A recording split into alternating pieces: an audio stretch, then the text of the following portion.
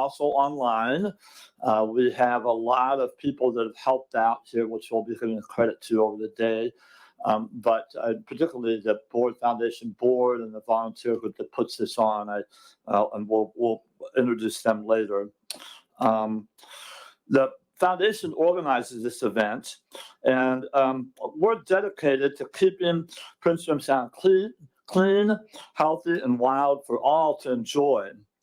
This event aims to teach and inform people about Prince William Sound, whether you're a guide, an educator, a land manager, a student, or just the general public. We hope you enjoy this today. Jane Goodall said, "Only if we can understand can we care, and only if we care will we help."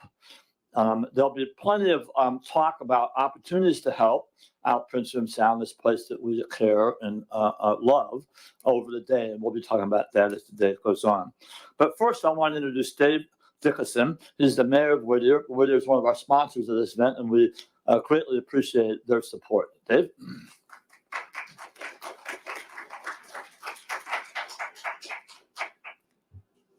Good morning, everyone, and welcome to Whittier. We're really excited to have you here, and excited for those of you who are online to be with us here. We're really grateful that we find so much interest in our community and in Prince William Sound here, and we're just really grateful that the Prince William Sound Stewardship Foundation is doing this.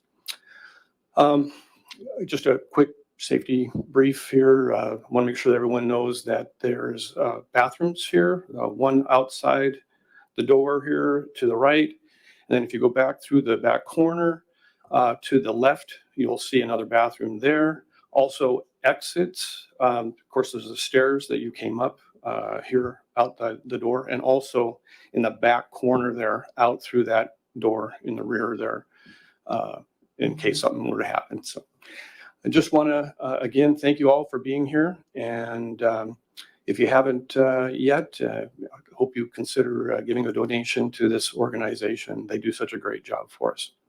Thank you very much.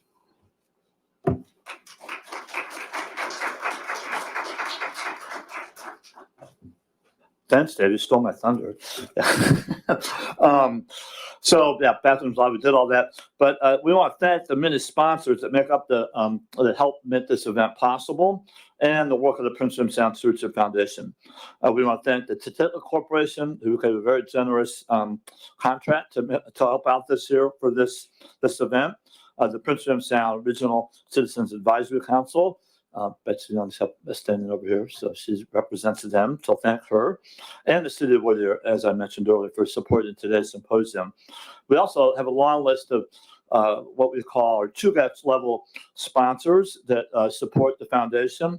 This includes Stan Stevens Wildlife Cruises, Discovery Voyages, Glacier Jet Ski Adventures, and Phillips Cruises and Tours. And there are many other corporate sponsors and individual members. And if you'd like to join, we have a information table up front and then back at the break, or you can go to princewilliamsound.org. So our next up is Willow, Hetrick, and Allison Carl. We're going to introduce the Chugach peoples and land of acknowledgement, because we are on their ancestral homeland. So welcome, Willow and Allison, who are also on our board. So.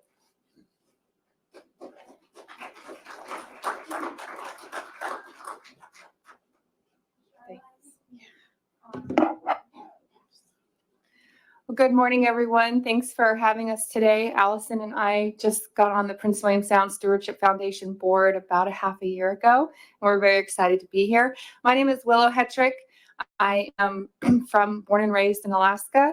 I was actually born in Anchorage, but when my parents brought me home, they brought me home to the Main Bay Hatchery, and we lived there for 4 years until the oil spill, and then we moved to Moose Pass, where we've been ever since. My mother is Rose Hetrick. She's from Brooklyn, New York, and my father is from Baltimore, Maryland. I'll let Allison introduce herself.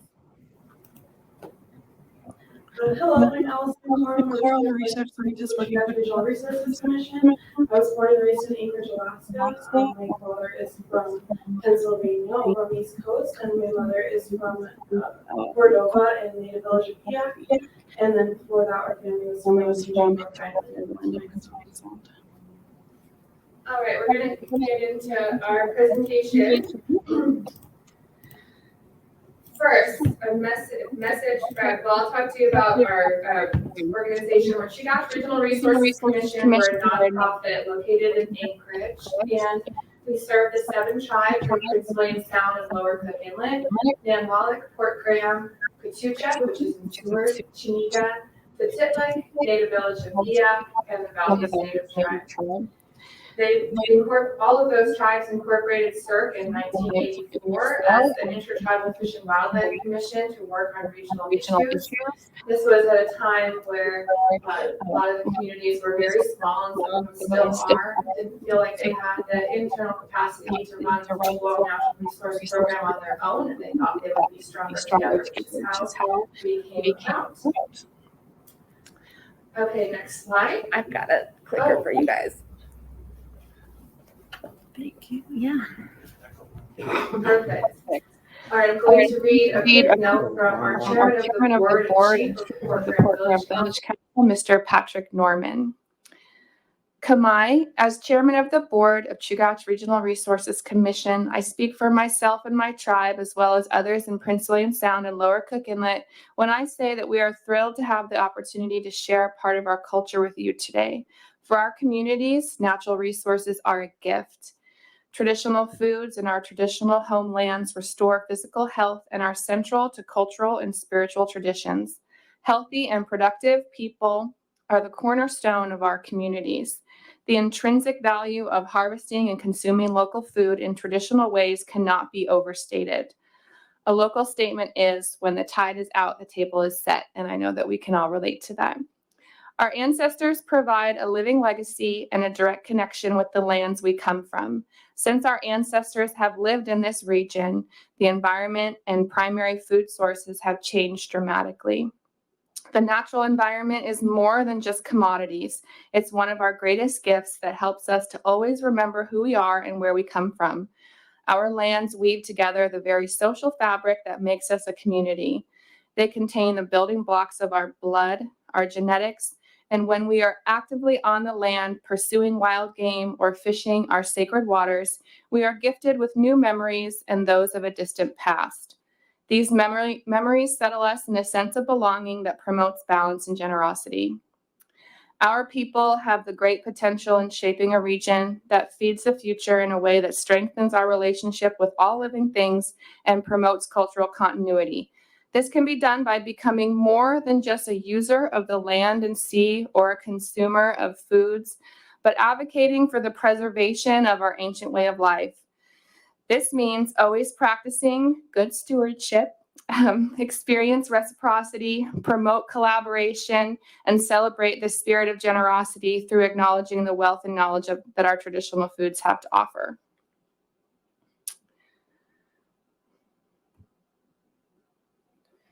Here's a map, I should have shown this on the second slide, of the very broad region that CIRC serves. And you can see it's about 5,000 miles of coastline, which is really exciting when you work for an organization that has such a broad reach.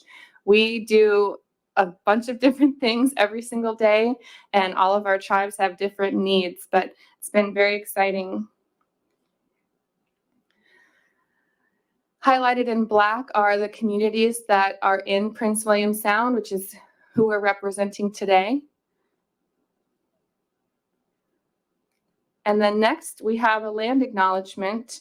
In a few, Allison's going to read the land acknowledgement, but I wanted to just talk really quickly about why we land acknowledge, and then about our land acknowledgement in particular and how it was created. So land acknowledgements are an opportunity to remember the story that brought all of us to reside here on this land today and honor the relationships that take place by Indigenous peoples for thousands of years. Wherever we are, the relationship we have to the land is a direct result of the actions who came before us. and the actions of those who came before us. If we seek to have a long story on the land, we must understand that we are presently in the story of the land, and the best way to inform our action of sustainability comes from those who have sustained the land for thousands of years. Indigenous people still reside in this land through not only their continued physical presence, but also through land, plant, and animal relations since time immemorial. So naming those who have fostered these connections to place is a small token of our appreciation. As Allison said, she's a Sugach and a descendant of Chugach Alaska Corporation shareholders. Her family originated on Hinchinbrook in Prince William Sound. Her mother grew up in Cordova and lived in various other communities throughout her youth. Allison was born and raised in Anchorage and is a recent graduate of UAA with a Bachelor in Biological Sciences. A recent partnership between the corporation, Chugach Alaska Corporation, and CERC allowed Allison to finish her degree and internship with us as a research scientist. And she is currently transitioning to a 2-year position with the corporation. And what's even really great is the corporation gives her to us for free. So we have plans of keeping her on afterwards. Her educational and career interests include water quality and food security in Alaskan communities. So today I changed on one screen and not the other. Allison's going to read our land acknowledgement. She was the one that spearheaded putting this together, that was approved by our board of directors. And we also kind of thought, gosh, these just black and white words on a piece of paper are really boring, and nobody wants to listen to me repeat it over and over again.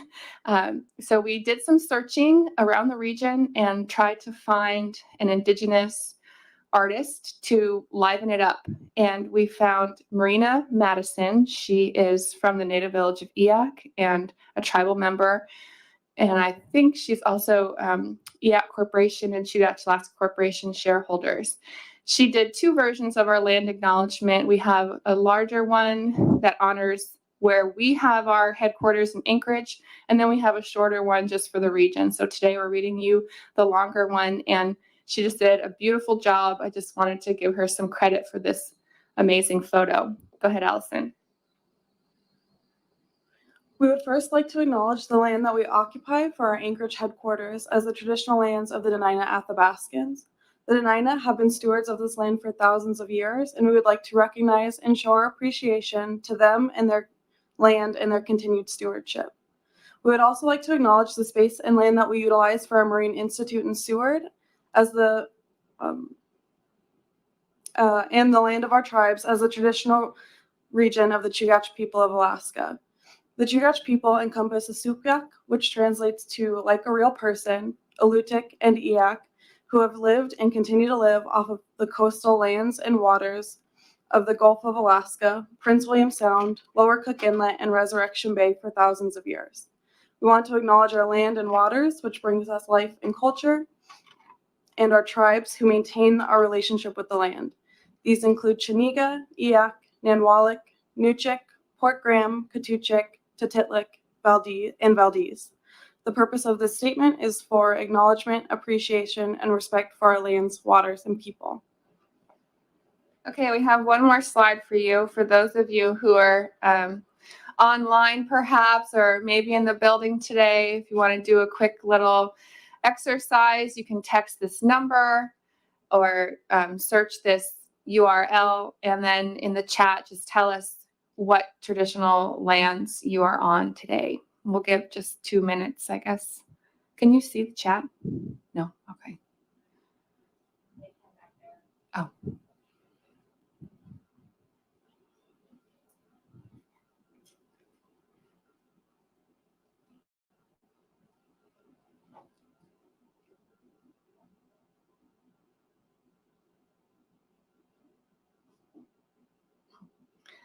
Okay, so while people are texting and finding the lands that they are on, the Indigenous lands that they are on, we also wanted to just talk really quickly about land acknowledgements. And if your company or your organization is interested in doing one, it's funny, Betsy had asked me to give a presentation on how we started with our land acknowledgement. And it was truly just like, well, we just started, and starting is better than not.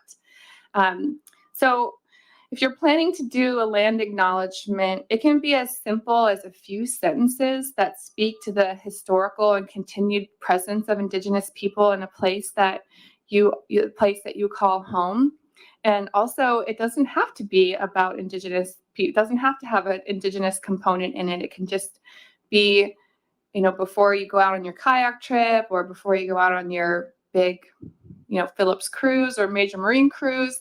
You can just take a moment to look around and say, my gosh, what a beautiful, beautiful place. And let's take care of it. Let's not dump our trash. Let's be good stewards of the land. And let's always remember that it took a lot of generations to get here. So those are just a couple of little tidbits of information if you're interested in developing your own land acknowledgement. And that is all that we have for you today. Our emails and phone numbers are on the bottom of the screen. Our website and also our Facebook page is where we stay more up to date. And we look forward to seeing you out in the Sound this year, volunteering for the Stewardship Foundation or other organizations. We'll be doing an invasive European black slug cleanup in July, and then we're also doing a vegetation mapping survey in July in Chugach as well. So you'll see us out and about. Thanks so much.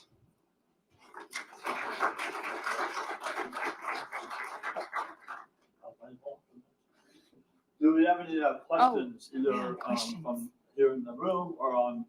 You can go ahead and type in the chat. I think someone brings up questions.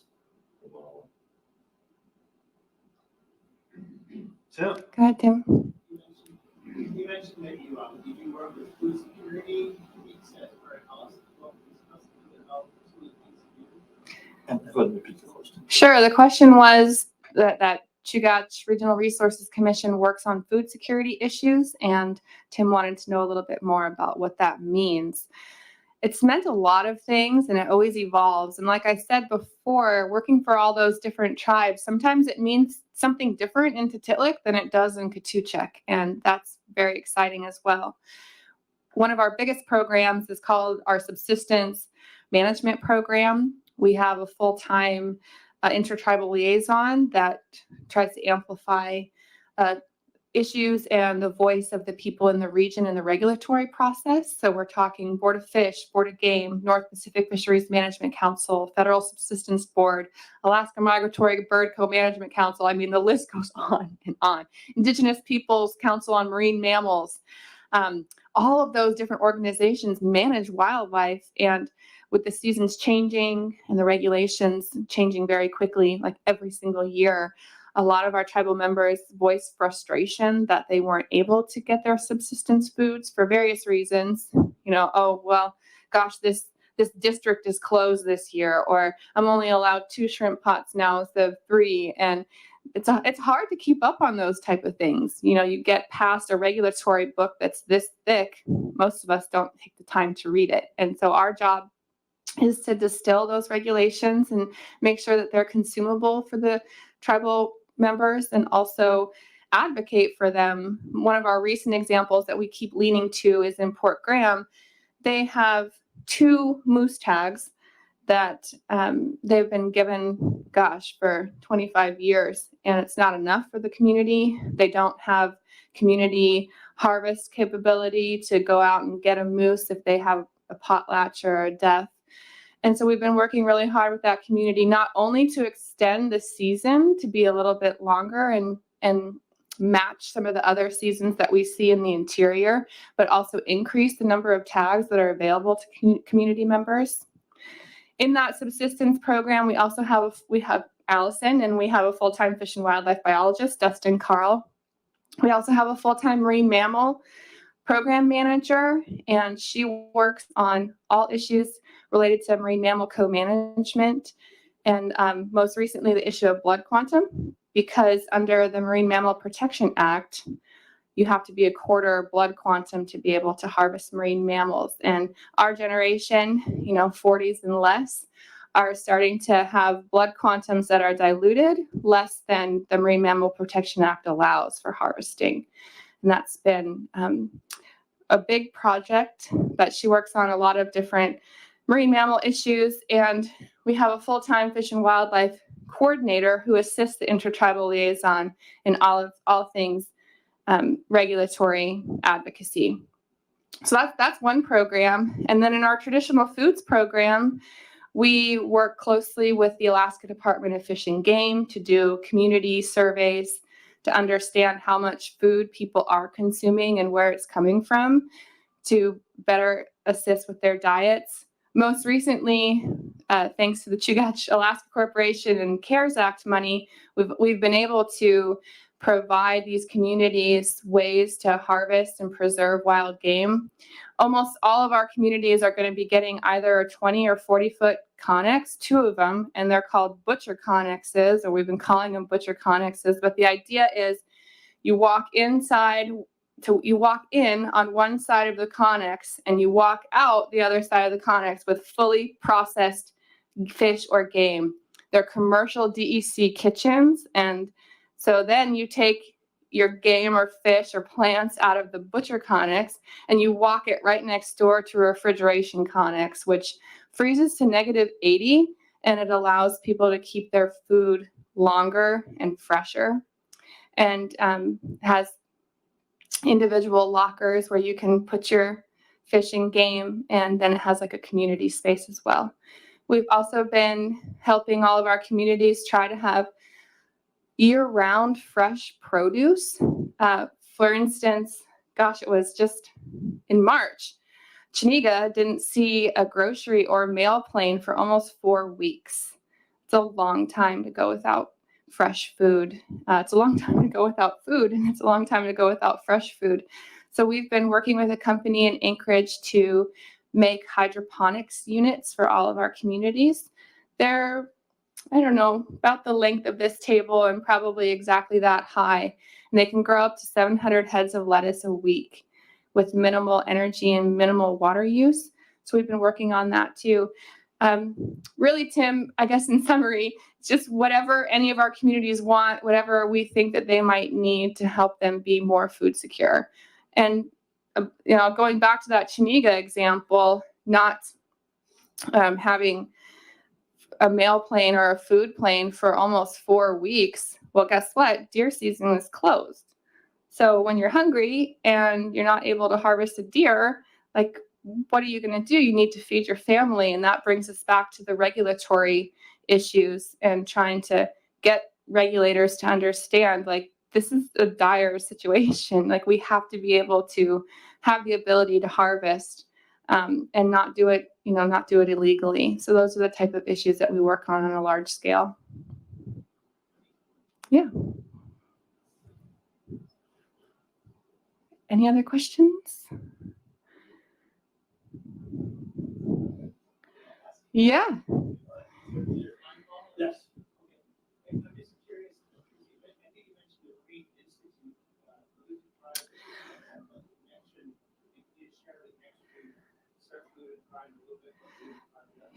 Sure, absolutely. Thanks. Okay, so yeah, the question was, what is the Alludic Pride Marine Institute and what's the connection with Chugach Regional Resources Commission?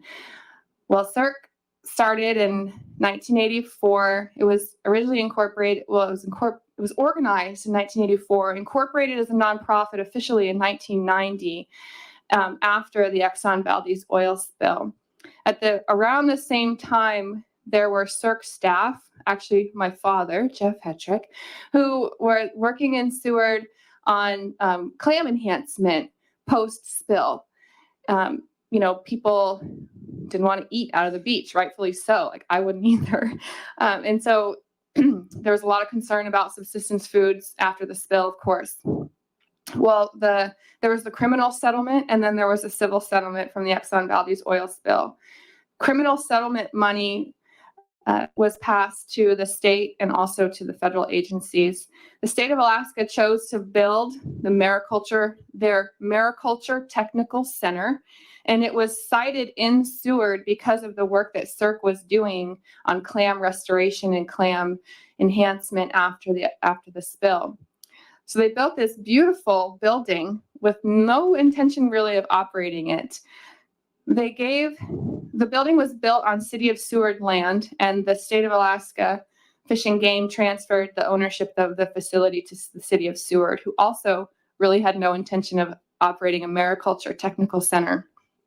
So then they turned around and leased the building to, at the time, Marathon Native Tribe, which is now Chugach Native Tribe, and CERC and the Marathon Native Tribe jointly operated the Mariculture Technical Center for about 3 years.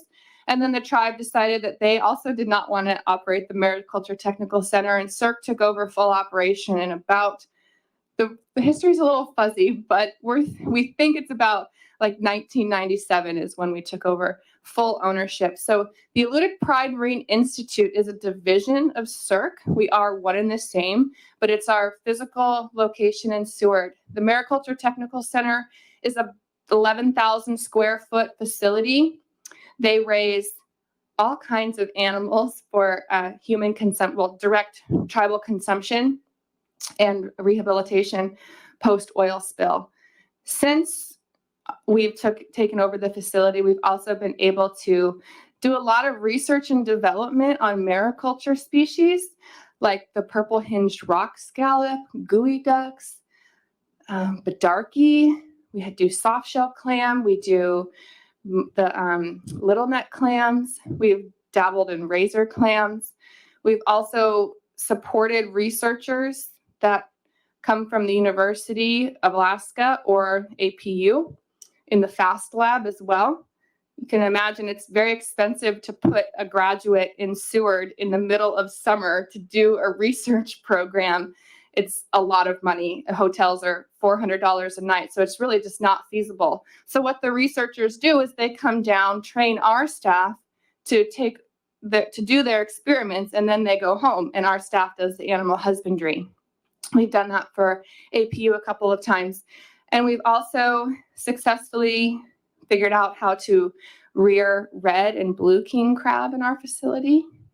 It also does continuous monitoring for ocean acidification in Resurrection Bay.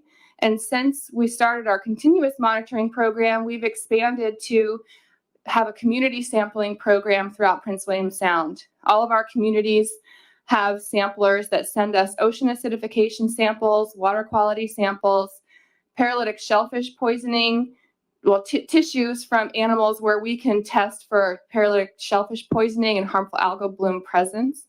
And that's become a really big program that we call the CHROME program, or Chugach Region Ocean Monitoring Program. The idea behind that is to have a baseline understanding of the water quality conditions as big developments come in, or seasons change, or hopefully never again another oil spill. And then the harmful algal bloom and paralytic shellfish poisoning program is really a front line to be able to allow our communities to feel safe harvesting. Through our regulatory effort, we learned that folks weren't harvesting because they were afraid that they were going to pass away, which is a true thing.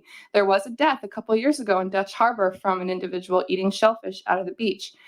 And that's heartbreaking. Not only did these people first lose their culture because of the earthquake, but then almost 30 years later on the date, they lost their culture again because of the Exxon Valdez oil spill. And here we are 30 years almost to date, again, hearing people say, well, I don't want to go eat because I don't feel safe.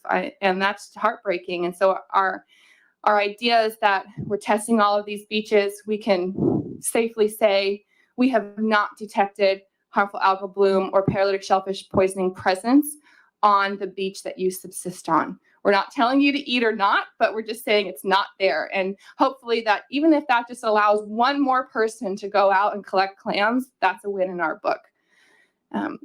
And we are actively looking at expanding that facility. We've significantly outgrown our footprint. We've gone from 5 employees, I think, in Seward to almost 15. And so we have some grant applications to double the size of our footprint, which would also double the services that we're able to provide to our communities. Yeah, yeah. They have their own website, the Alludic Pride Marine, I should know this, alludicprideak.org will give you an overview of all of the animals that they've successfully raised over the last 30 years.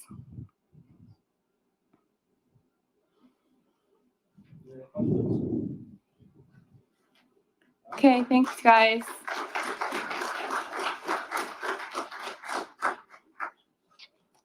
Thanks. That was Willow, Hetrick, and Allison Carr with the Chugach Regional Resource Commission. Thank you very much. And on a side note, one of the things the foundation has done this last year is help fund some PCP testing out in the Sound.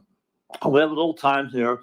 I want to recognize the organizing committee, and also if Charlotte who wants to stand up and wave her hand back there. Those online you can't see her, but anyway, she's our program manager and has been great and influential in helping organize this. Betsy Oliver is up here helping with tech. She's on the organizing committee.